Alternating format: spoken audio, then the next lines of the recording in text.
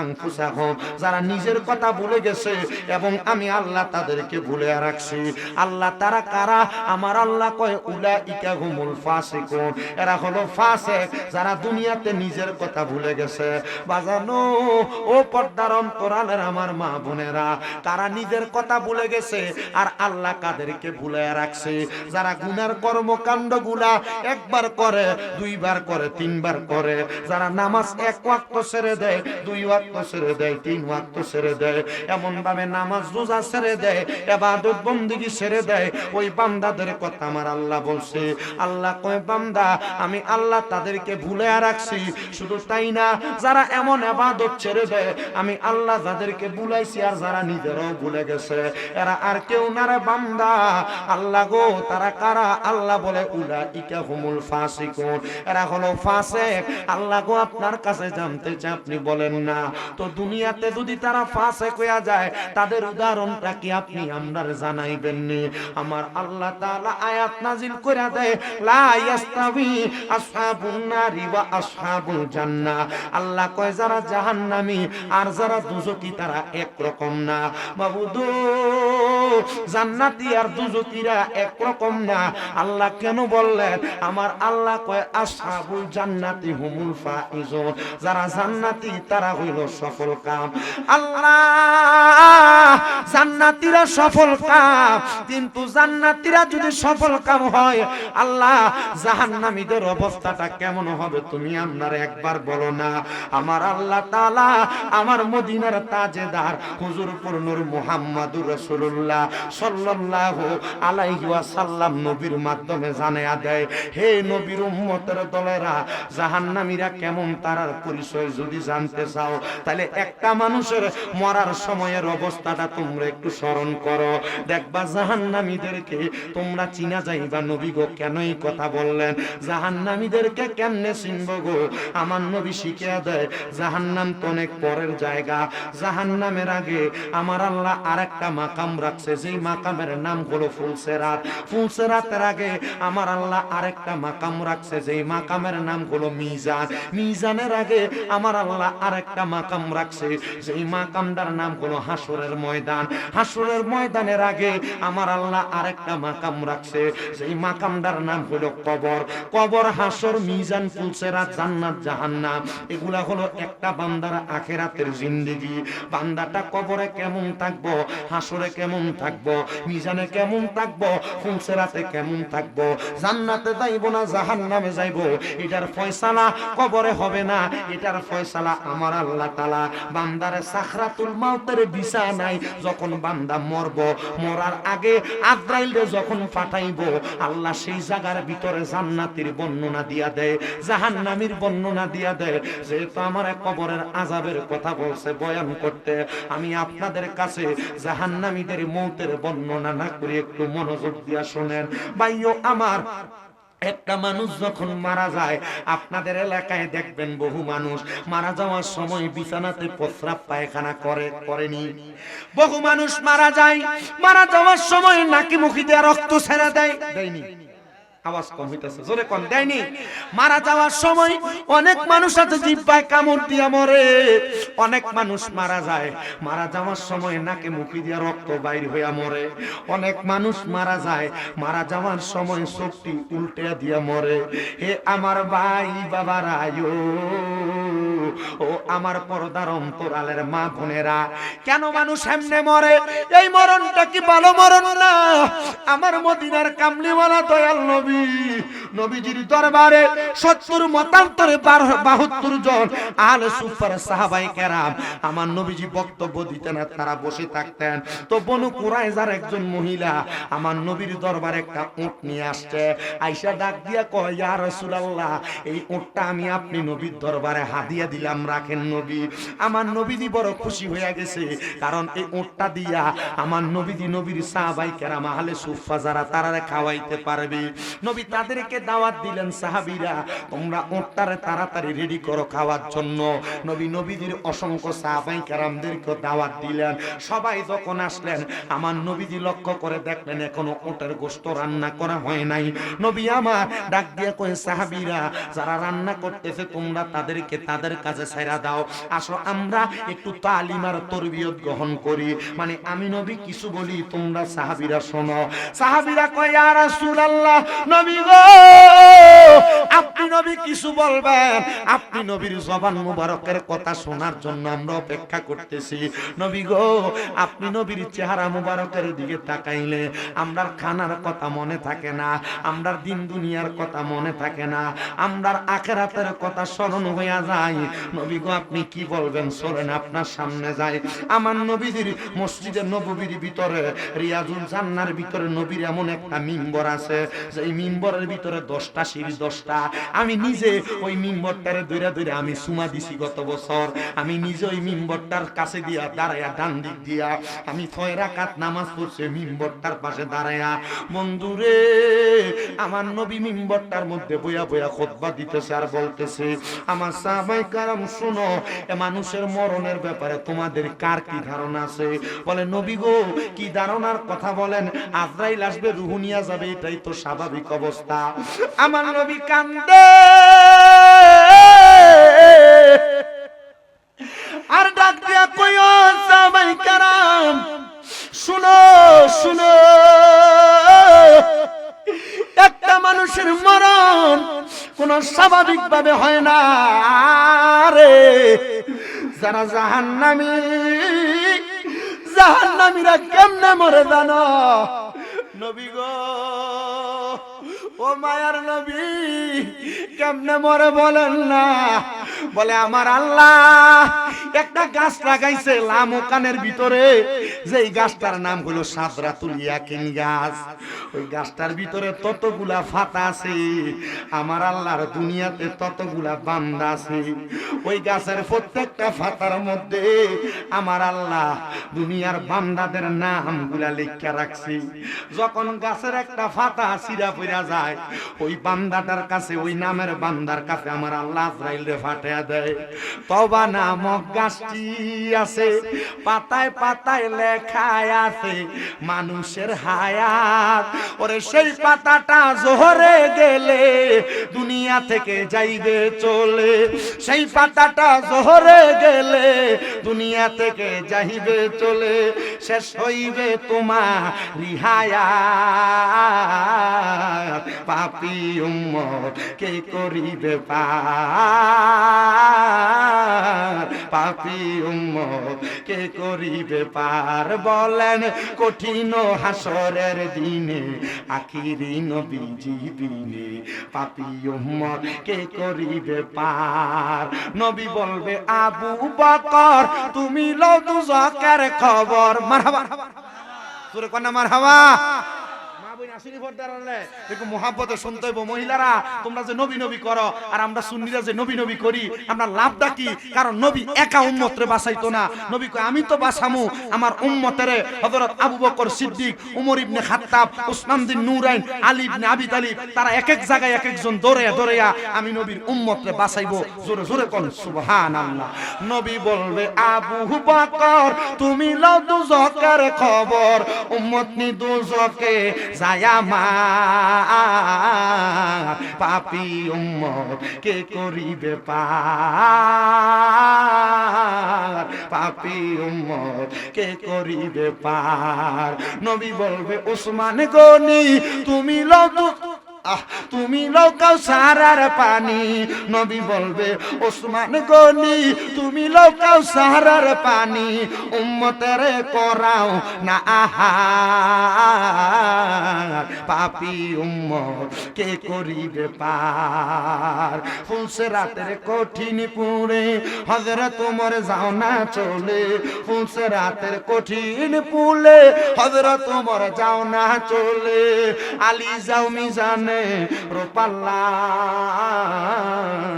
পাপী উম্মত কি করিবে পার, পাপী উম্মত কি করিবে পার।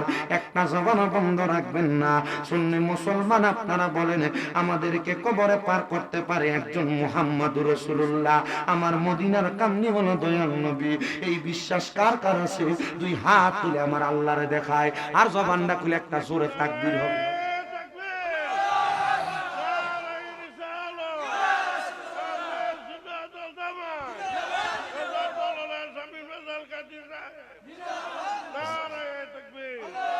জোরে কি মারহাবা বলা যাবে না? আজকে কিন্তু সানকাবুল্লার মানুষের শরীর এস করে একটু কম দেখা যায়, কারণ রাতের 10:30টার মধ্যে এসে মাইকটা ধরছি। কিন্তু আগের বক্তারা ওয়াজ করছে কথা সত্য, শরীরে কোনো হিটটা আসে নাই। যদি হিটও আসে রে বাবা, আমি জানি আপনারা ওয়াজটা মনোযোগ দিয়ে শুনবেন।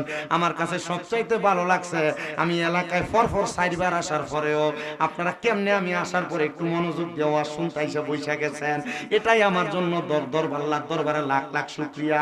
আমার কালকে কামেল পরীক্ষা, টাইটেল পরীক্ষা আমার কালকে, আমি পরীক্ষা ফালাই দিয়েছি শুধু একমাত্র এই দুঃখের কারণে। এর বাতি যারা ফোন দেখো চাচা কইছে, শুধু চাচা খালি বলে। মোহাব্বত তো ফালান যায় না, আশা লাগে। মারহাবা কোন, আল্লাহ কবুল করুক, আমিন জোরে কোন। তো ওয়াজ যদি করি জাহান্নাম কবরবাসীদের আযাব, এই আযাবের কথা কি আপনাদেরকে বললে আপনারা শুনবেন? কবরবাসীর কোনো আযাব নেই। মারহাবা কয় না? কবরবাসীর কোনো আযাব, কবরের পরে হাসর আছে, কবরে শুধু যুগ জিজ্ঞাসা। হাসরের ময়দানে কোনরকম একটু জাহান্নামের সিমটম। হাসরের পরে মিজান আছে, যে না আমল ওজন দিব। মিজানের পরে ফুলসেরাত আছে, যেহেন দিয়া পার হইতে পারলে জান্নাত, আর না পার হইতে পারলে ডাইরেক্ট দুজক। তাহলে দুজকের আযাব কবরের আযাব না, কোন কিসের আযাব? ওয়াজের সাবজেক্ট দুজকের। শুনে নেবা, আপনার এলাকায় সুদখোর আসেনি, ঘুষখোর আসেনি, হারাম করে আসেনি, ফরের হক মাইরা মাইরা খায় এমন সুদখোর ঘুষখোর হারাম করে আসে না? ইতা যেটি বেনামাজি, নামাজও পড়ে না, রোজাও রাখে না, মানুষের হক মাইরা খায়, জমি দখল করে খায়, ইতারে কি ফিডানটা ফিরাইব কবরে? এই ওয়াজটা এখান থেকে আইতাছে। কারণ কবরও মানুষ বালা থাকবো, হাসরও বালা থাকবো, আর যেটা জ্বলা শুরু হইব এটা মরার আগ থেকে জ্বলা শুরু হইব। কই থেকে জ্বলা শুরু হইব? মরার আগ থেকে। কেমনে শুরু একটু শোনেন মনোযোগ দিয়া। আমার ভাইরা, বাবারা, বন্ধুরা গভীর মনোযোগ দিবেন। আমার নবী কই উম্মত, একটা মানুষ যখন মারা যাইব, মারা যাওয়ার সময় আমার আল্লাহ তার কাছে আজরাইল দে ফাটাইবে। এমনে ফাটাইতো না, মরণের আগে গাছের পাতাটা ধইরা পড়া লাগবো। ওই গাছের পাতা যখন জইরা পড়ব, আমার আল্লাহ তাআলা আজরাইলকে বান্দার কাছে ফাটানোর আগে দেখবেন আপনার এলাকায় কোন এমপি মন্ত্রী আসার আগে এলাকার পুলিশ প্রশাসনে পাঠায়া বিভিন্ন সায়না বিদেশি কুত্তারে আনে। আগে কুত্তাটারে দিয়া সুন্দর করে একটু চেকিং দিয়া কোন জায়গায় কোন বোম টোম আছে নাকি, কথা কয় না, দেয়নি? এ বাবা, বাংলাদেশের যিনি রাষ্ট্রপ্রধান কিছুদিন আগে মারা গেল, ওনার ছেলে জনাব তারেক রহমান সাহেব যখন বাংলাদেশে আগমন করলো, আগমন করার আগে বাংলাদেশের 300 ফিটে বিশাল স্টেজ সাজাইয়া ওনাদের নেতা কর্মীরা সে জায়গায় গেছে। আমি দেখছি সোশ্যাল মিডিয়ায় কোন সময় বোম ব্লাস্টিং কোম্পানি এবং যারা যারা আছে তারা কখন যায় কি কি কি কি পরীক্ষা করে সব দেখলাম। বড় বড় মোটা মোটা কুকুরাই না পরীক্ষা করাইছে কোন জায়গার মধ্যে কোন স্থানের মধ্যে কোন বোম ব্লাস্টিং হওয়ার মতো সম্ভাবনা আছে কিনা। কেন কেন?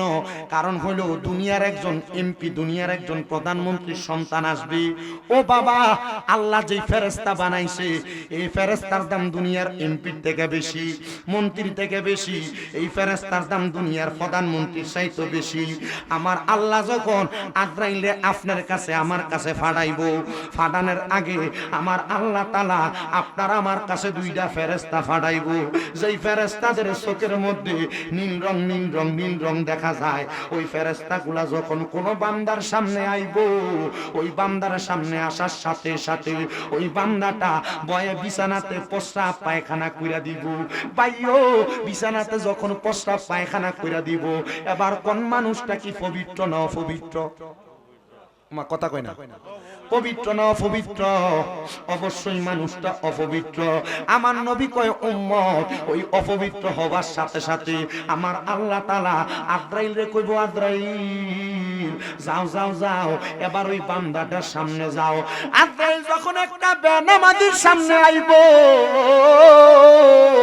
ওই বেনামাজিটা আজরাইলকে দেখে ডাক দিয়া কইব, আজরাইল রে, এখনো পর্যন্ত মরার প্রস্তুতি গ্রহণ করি নাই, আমার একটু সময় দাও না, আমি মরণের জন্য একটু রেডি হই, কবরে যে যামু কবরের একটু মাল সামান আমি রেডি করি। আজরাইল তখন, আপনি আমি যদি বেনামাজি হই, হারামখোর হই, আপনি আমি যদি বেঈমান হই, আপনার আমার এই দুইটা দাঁতের সোয়াল রে একসাথে কইরা জিহ্বাটারে দাঁতগুলার মাঝখান দিয়া বাহির কইরা এমন ভাবে জিহ্বাটারে কামড় দিয়া ধরব, জিহ্বাটারে কামড় দিলে বান্দার কোনো কথা বলতে পারবে না।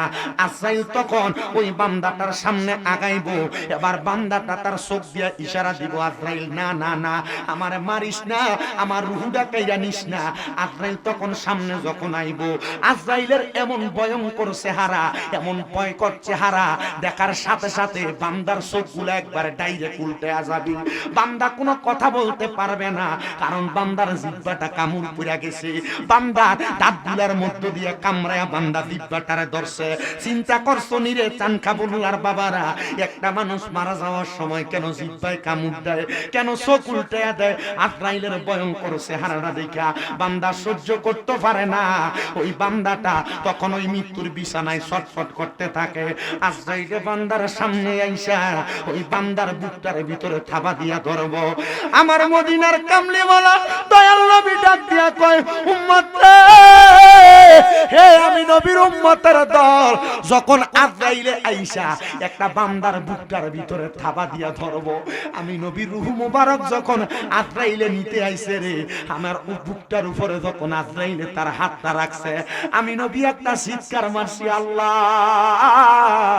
আমি আল্লাহ কইয়া যখন চিৎকার মারছি, আমার সামনে আল্লাহ তাআলার আসমান জমিনের অসংখ্য ফেরেশতারা বাইতুল মামুরে নামাজরত অবস্থা ছাইরা দিয়া আমার সামনে আইসা ডাক দিয়া কই, নবী গো, এমন ভাবে আল্লাহ বইলা চিৎকার মারছেন, আপনার আল্লাহ নামের চিৎকারের ধাক্কা আমরা বাইতুল মামুরের ফেরেশতারা সহ্য করতে পারি নাই। ও নবী গো, কেন চিৎকার মারছেন একবার বলেন না।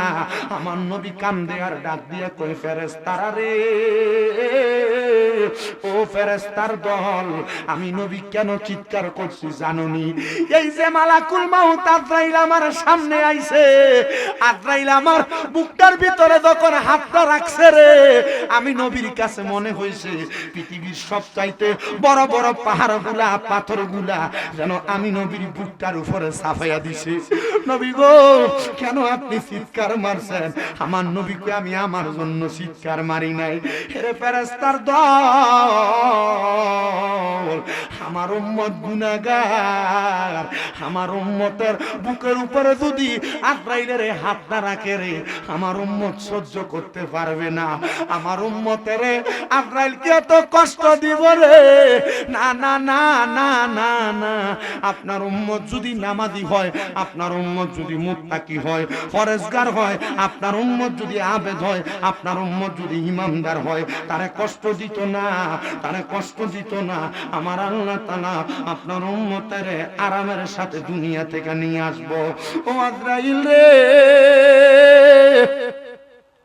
কোন হাত আমার বুকে রাখলি রে? জানেননি আজরাইলের হাতটা কেন এত ওজন? ও বাবা, আমার আল্লাহ যখন আদম বানায় নাই, আমার আল্লাহ যখন মানুষ বানায় নাই, আমার আল্লাহ দুনিয়াতে আল্লাহর তিনজন ফেরেশতা পাঠাইছে। আমার আল্লাহ কয়, ফেরেশতার দল, ইন্নু জাইলুন ফিল আরদি খলিফা, আমি আল্লাহ চাইছিলাম দুনিয়াতে খলিফা বানাইতাম। আল্লাহরে ফেরেশতা কয়, আল্লাহ, আমরা আপনার প্রশংসা করি, আমরা আপনার জিকির আজকার করি, কি লেগা বানাইতেন? যদি আপনি এদেরকে বানান, এরা দুনিয়াতে ওয়াসিকু দিমা, রক্ত সরাসরি করব। আল্লাহ বানাইয়েন না। আমার আল্লাহ কয়, আমি যা জানি তোমরা তা জানো না। এটা ভাই কারাম, শুনো শুনো, এ ফেরেশতার দল শুনো রে, আমি দয়াল নবী, আমি আল্লাহ পাক রব্বুল আলামিন দুনিয়ার জমিনের মধ্যে থাকা অবস্থায় আমি কেন আমার বান্দা বানাইতে চাই জানো? কারণ আমার বান্দারা আমি আল্লাহ তাআলার ইবাদত করব। আল্লাহ কয় জিবরাইল ফেরেশতা তিনি 1 নম্বর ফেরেশতা। জিবরাইল দুনিয়াতে যাও, যায় তাড়াতাড়ি একটু মাটি নিয়ে আসো। জিবরাইল মাটিতে যখন হাত রাখছে, মাটি ডাক দিয়া কয় জিবরাইল তোমার ভিতরে কি একটু মায়া লাগে না? যাও যাও যাও। জিবরাইল ফিরে গেছে, মাটি নিয়ে যায় নাই। যখন চলে গেছে আমার আল্লাহ মিকাইল ফেরেশতারে পাঠাইছে। মিকাইলের মনেও মায়া লাগিয়া গেছে। মিকাইল ফিরে গেছে, আমার আল্লাহ ইসরাফিল ফেরেশতারে পাঠাইছে। ইসরাফিল যাও আদম বানানোর জন্য মাটি নিয়ে আসো। ইসরাফিল ফেরেশতার মনে বড় মায়া, ফিরে গেছে। আমার আল্লাহ ডাক দিয়া কয় হের 3 জন ফেরেশতা কেউ কি পারলা না মাটি আনতে? আমার আল্লাহ কয় যাও এবার আজরাইল তোমার ফালা। আজরাইলের নাম শুধু আজরাইল, কিন্তু মালাকুল মউত কখন হইছে একটু শুনেন মনোযোগ দিয়া। আজরাইলে দুনিয়াতে আসছে, পৃথিবীর কত জায়গায় গেছে, মাটি আজরাইলের ভালো লাগে না। হঠাৎ করে আজরাইল যখন বর্তমান যে বাইতুল্লাহ কাবাঘর আছে, কাবাঘর বরাবর গেছে, আজরাইলের ডান পায়ের ডান অংশটা মাটির নিচে ঢুকছে। আজরাইল একটা খাপলা দিয়া 40 মণ মাটি হাতের মধ্যে উঠাইছে, আমার আল্লাহর কাছে নিছে। আমার আল্লাহ কয় আজরাইল হযরত ইসরাইল রে পাঠাইলাম পারে নাই, মিকাইল রে পাঠাইলাম পারে নাই, ইসরাফিল রে পাঠাইলাম পারে নাই, তুমি যে তো পারছো, তোমার এত ক্ষমতা। আজরাইল কয় আল্লাহ আমার ক্ষমতা না, আমি শুধু মাটির কাছে যায় বলছি মাটি খবরদার, আমার আল্লাহ পাঠাইছে, সেই খোদা তুমি মাটিরে বানাইছে, ওই আল্লাহর আদেশ আমি তোমারে নেওয়া লাগবে, তুমি আমার সঙ্গে যাওয়া লাগবে। সুন্দর করে মাটিগুলা লইয়া আজরাইল আমার আল্লাহর কাছে গেছে। একটা খাবলা দিয়া আজরাইল 40 মণ মাটি লইয়া গেছে। আচ্ছা কন্ত বাবারা, যে হাতের ভিতরে 40 মণ মাটি আনে, ওই হাতটা যদি আপনার আমার শরীরের উপরে রাখে কষ্ট কেমন হইব? হ্যাঁ, আপনারা কি ওয়াজ বুঝতাছেন? ওয়াজ বুঝতাছেন? কষ্ট হইতাছে আপনারা? কষ্ট হইলেও কইবেন, তাড়াতাড়ি ওয়াজ শেষ করে দেব। শেষ করে দিলে আমি বাইরে যে ঘুমামো, আমার পরীক্ষা দেওয়া লাগবে। মহাব্বতে আমার কথাটা জবাব দেন। আজরাইলে যখন এই 40 মণ মাটি যে হাতটাতে আটে, এই 40 মণ মাটিওয়ালা হাতটা যদি বুকটার উপরে রাখে, অবস্থাটা কেমন হইব? কথা কই না। এই বট বডিটা যদি কাছে না লাগে, একটু দূরে লাগাই। তোমরা ভবিষ্যতে যারা মাহফিল করবা, এই বট বডি যেটা আছে এটার একবারে মিনিমাম 1/2 কিলো দূরে নিয়ে রাখবা, তাইলে না ভালো হইব। কি কোন আপনারা? বুঝছি আমি, এলাকি এটা লাগাই রাখছি। আচ্ছা আপনার কি কষ্ট হইতেছে? এই আবার কি আবার গরু দিয়ে করছ না বিরিয়ানি মুরগা দিও? হ্যাঁ, মুরগা দিয়ে নি করছ? আচ্ছা যা মুরগা দিও, কি তৈব আবার ফাইল হইলো। কথা কই না, ঠিক কি না? আল্লাহ কবুল করো, জোরে কোন আমিন, আস্তে কোন আমিন। এ বাবা 40 মণ মাটি যে আজরাইলের হাতে আড়ে, ওই 40 মণ মাটি বহনকারী হাত যদি দুনিয়ার কোন বান্দার বুকটার উপরে রাখে রে আব্বা, ওই বুকটা তেমনি সেপটা হইয়া যাইবার কথা। আমার নবী কয় আজরাইল রে, কার উপরে তোমার হাতটা এমনি রাখবা? কয় যারা বেনামাজি, যারা বেআমল, যারা বেঈমান, যে বেডিয়াতে পর্দা করে না, যে বেডিয়াতে জামাইর কথাবার্তা শোনে না, যে বেডিয়াতে রাস্তায় রাস্তায় বেফর্দা ভাবে ঘুরে, এরার বুকের উপরে আজরাইলে হাতটা এমনি রাখবো। যে বেড়াইতে ঘরে বেডি রেখে অন্য বেডিয়াতে লগে সম্পর্ক রাখে, যে বেড়াইতে পরের হক মারিয়া মারিয়া খায়, হারাম টাকা খায়, নমাজ পড়ে না, এই বেড়াইতের বুকের উপরে আজরাইলে হাতটা এমনি রাখবো। বন্ধুরে ও নবীর পাগলের দল, আমার মদিনার কামলিওয়ালা দয়াল নবী হাদিস বর্ণনা করে শুনো। এবার যখন আজরাইলে আইসা বান্দার বুকটার উপরে হাতটা রাখবো, বান্দার কাছে বড় কষ্ট লাগবে। ওই বান্দার রূহটা কেমনে নিব জানো? হাতটা রাখার সাথে সাথে গো বান্দার ঘাড়ের রগগুলা ঠাস ঠাস করে ছিঁড়ে যাবে, হাতের রগগুলা ছিঁড়ে যাবে, পায়ের রগগুলা ছিঁড়ে যাবে। দেখবেন মরার পরে গাঁটটা টাইট হয়ে যায়, লারণ সারণ যায় না। কারণটা কি জানো? বান্দার রগগুলা ছিঁড়া যায় এই কারণে। ও বন্ধুরে, তখন রক্ত শরীরে বেশি থাকার কারণে চলাচল করতে পারে না, রক্তগুলা নাকে দিয়া বাইরে হইব, দেখবেন মুখে দিয়া বাইরে হইব। কারণ বান্দা আজরাইলের থাবাটা হইয়া বান্দা বড় ভয় পায়া যাইব। এবার যখন রূহটা রুহুটা নিয়ে যাইব। আমার মদিনার কামলিওয়ালা নবী বলে, নবী ইদ্রিস নবীর দিকে তাকায়া দেখো।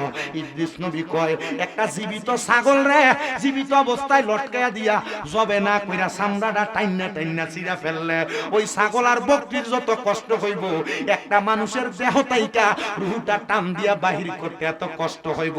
আরে কবরেরই কথা মানুষ, মরণেরই কথা মানুষ, স্মরণ করো না আজরাইলা শিলের মন কফিয়তে চলবে না। কন্যা মরণেরই কথা মানুষ, মরণেরই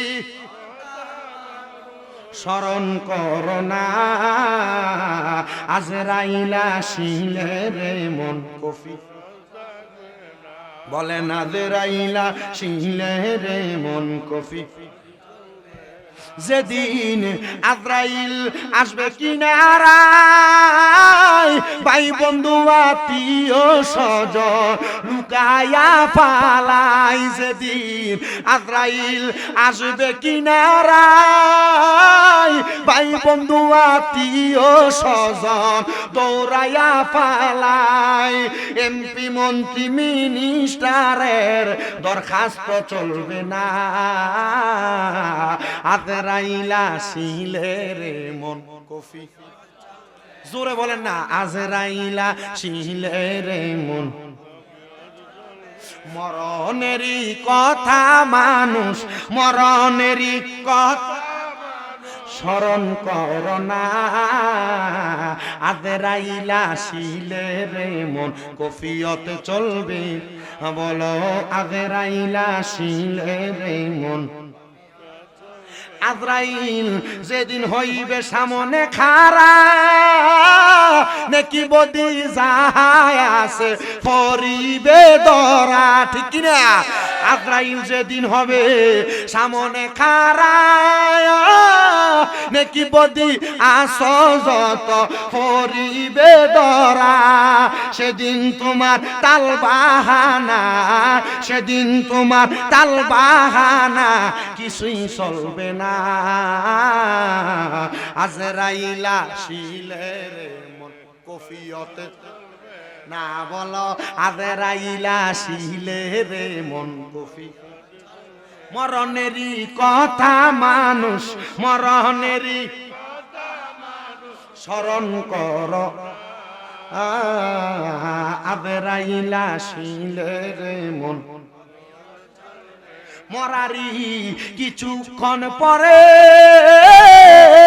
রঙিন পোশাক খুলে সাদা কাফনে পরাইবে, ঠিক না? মরণের কিছুক্ষণ পরে রঙিন পোশাক খুলে সাদা কাফন পরাইবে। রং তামাশা দামি পোশাক কিছুই দিবে না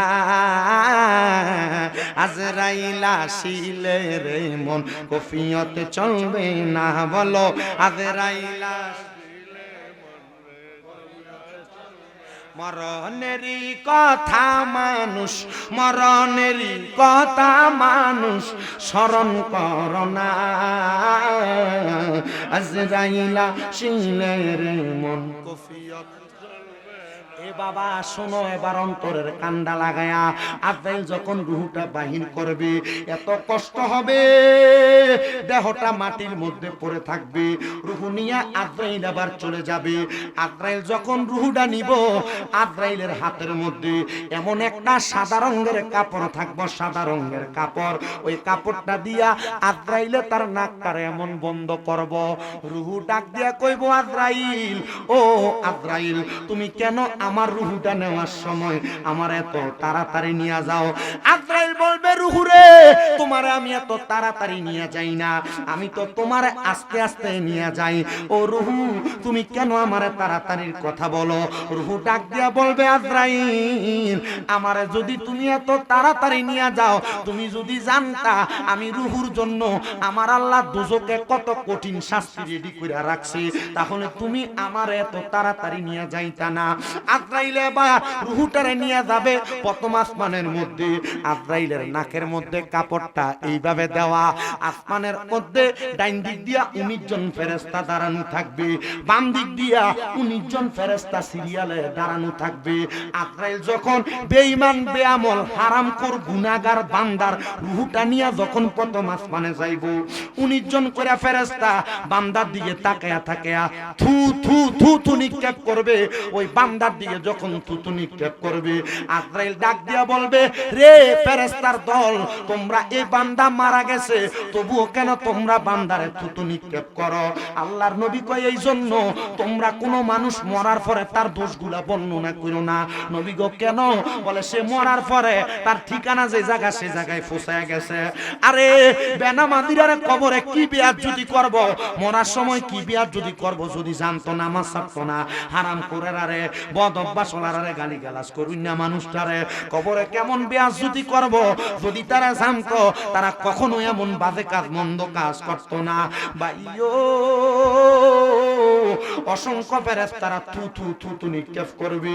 ফেরেশতারা ডাক দিয়া বলবে, রে ফেরেশতা কেন তোমরা থু থু মারো? ফেরেশতারা কইবে, আজরাইল আপনি নাকে কাপড়টা লাগাইছেন যেই কারণে আমরা থু থু মারি, সেই কারণে। আজরাইল আবার বলবে, আমি তো নাকে কাপড় লাগাইছি বান্দা নামাজ না পড়ার কারণে, বান্দা গুনাহ করার কারণে, বান্দার রূহটা একটা দুর্গন্ধযুক্ত রূহ হয়ে গেছে। বান্দার রূহের বিরাট শুনো, কে আছো আমার মতো?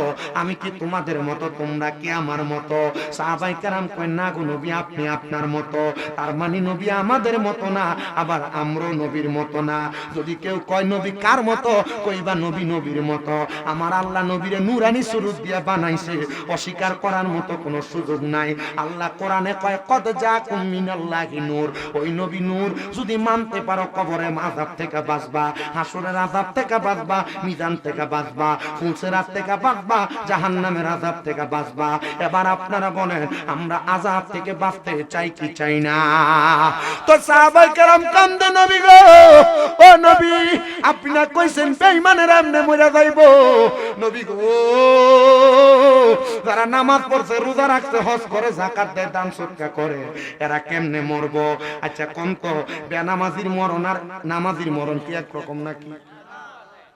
আপনারা যদি কথা কন না, নামাজির মরণ আর বেনামাজির মরণটা কি একরকম নাকি? আমি আগের যে দুইবার এখানে আইছি, আগের দুইবারের মতো কিন্তু পরিস্থিতি এখন এবার নাই। কেন লাগে নাই কোন তো? শীত বেশি। কারণ আছে, বন্ধ করো সবাই, একটু দরুদ শরীফ পড়েন। সালাতুনিয়া সালামুনিয়া